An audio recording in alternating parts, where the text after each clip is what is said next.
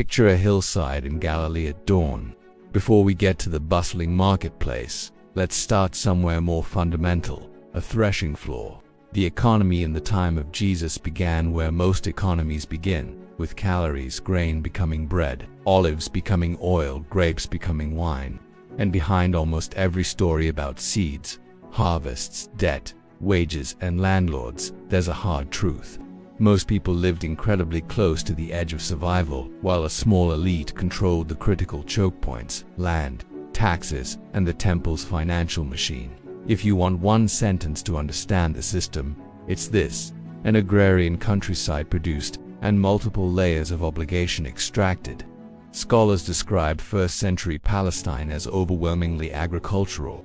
Over 90% of the population were peasant small landowners, tenants renting land, and day laborers with no land at all.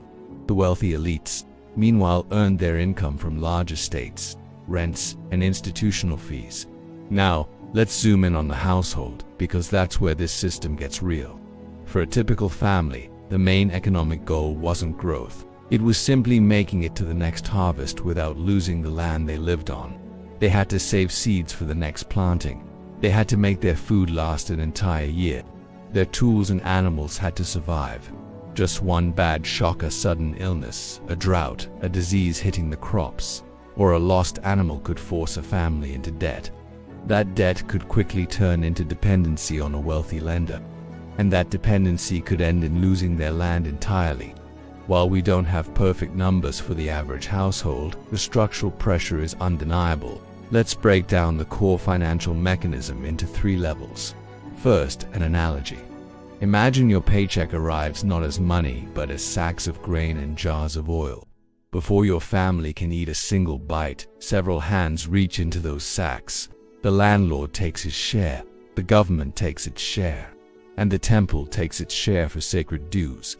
You don't get one simple bill.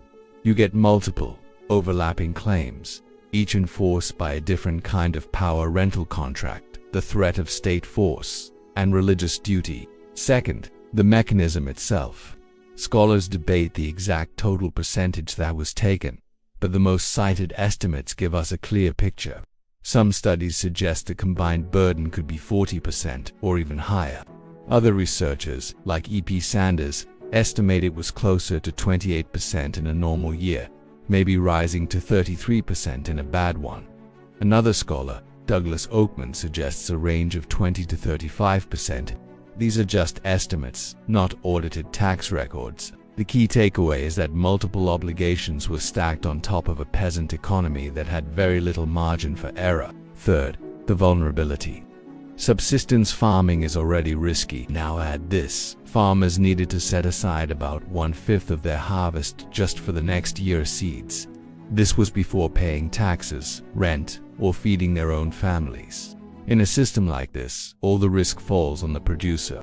A bad harvest didn't mean your obligations were reduced. It just meant you had less food. This imbalance is where debt spirals, where land gets concentrated in fewer hands, and where anger starts to look for someone to blame: the landlords, the tax collectors, and sometimes the temple establishment itself. And the question of land is critical, because land was the main form of wealth in this world. Scholarship shows a clear trend. Land ownership was concentrating into larger and larger estates, often owned by elites who lived in towns and cities.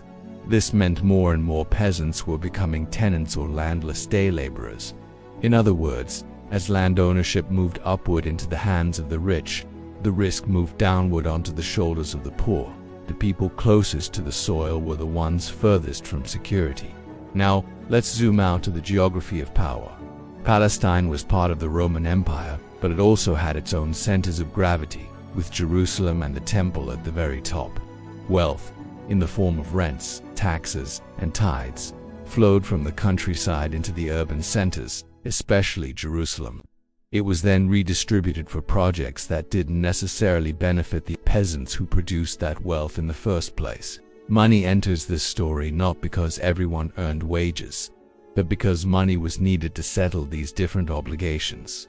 Pilgrims would arrive for festivals with all sorts of different coins. Certain payments had to be made in specific, standardized currency, and local markets needed small change for daily transactions. This brings us to a detail that sounds a bit bureaucratic but is very revealing. The Mishnah, an ancient Jewish text, describes a yearly collection process. On the 15th day of the month of Adar, money changers would set up tables across the country to help people exchange their various coins for the proper temple currency. Later in the month, they'd move to Jerusalem itself. This was a massive administrative operation, all designed to gather coin and ensure compliance in time for the major pilgrimage festivals. This is where you see the human element. The economy created jobs that people deeply resented because those jobs sat right at these points of extraction. Tax collectors became social outcasts because they were the face of the system's reach into people's daily lives. It's hard to find records of the poor speaking in their own words. History is usually written by the powerful, but that silence is telling. The people holding the pens were rarely the ones with empty cupboards. Then there's the Roman layer. Empires love to make economies neat and tidy so they can be taxed. The historian Josephus gives us a vivid snapshot. The Roman governor Quirinius arrived to take an account of their substance, basically, to conduct a census of property. This sparked bitter resistance. People saw this taxation as an introduction to slavery. The core issue was clear: counting property is the first step to billing it. Assessment enables large-scale extraction, and once you have assessment, enforcement follows. Ancient texts are unflinching about this. Josephus tells a story about the Roman governor Pontius Pilate, who decided to build an aqueduct using money from the temple treasury. A huge crowd gathered to protest. Pilate responded by sending in soldiers disguised as civilians, with daggers hidden under their clothes. The crowd was unarmed. Violence erupted. Josephus says a great number were killed or wounded, and the protest was crushed. The logic is brutal. A financial conflict became a street conflict, and the state always held the ultimate power. You can feel how quickly an economy becomes a political machine, and how that machine can turn violent. A society's surplus is contested. An institution claims it. The people object. The government answers with force. The body count becomes a message. That message creates fear, and that fear leads to compliance, at least, until it boils over into revolt. Trade, of course, did exist. It was just concentrated at the adjacent port cities, in the demand from the temple, and in special privileges. Josephus gives a small but telling example. Someone in Galilee bought a large quantity of oil with valuable Tyrian money. Because of an exclusive privilege to export oil from the region, he was able to sell it in smaller portions for a massive profit. This isn't about supply and demand in a free market. It shows how wealth was generated through control. Having privileged access and the ability to turn a local abundance into concentrated cash. So, how did the economy work? It worked through friction points. The tension between landlord and tenant. The process of assessment and taxation. The exchange of coins for sacred dues. And the constant vulnerability of households living with almost no safety net. Scholars may disagree on the exact percentages, but the basic structure is clear: an agrarian base, extraction by elites, concentration of wealth in institutions, and a system where all the risk was pushed onto the poor. What can we learn from this today? There are a few interesting parallels. First, the idea of stacked claims. Our modern lives are also built on layers of obligations: rent or mortgage, taxes, fees, interest payments. The ancient version was more physical and immediate, but the logic is similar. When you have little slack, a single shock can quickly push you into debt. Second, the choke points. Just like the oil monopoly, modern wealth is often generated not by creating something new, but by controlling access and setting the terms. And third, the question of legitimacy. The aqueduct story shows that even a public works project can become toxic if it is funded from a source people see as illegitimate and enforced with violence. Of course, the differences are huge. This wasn't an industrial economy.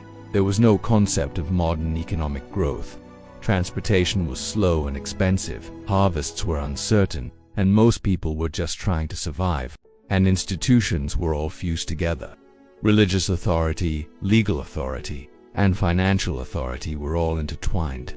In the time of Jesus, an economy wasn't a spreadsheet of GDP figures. It was a lived reality, a hierarchy of access to land, to coins, to the right kind of currency, and to the courts that enforced claims. People didn't argue about abstract economic theories.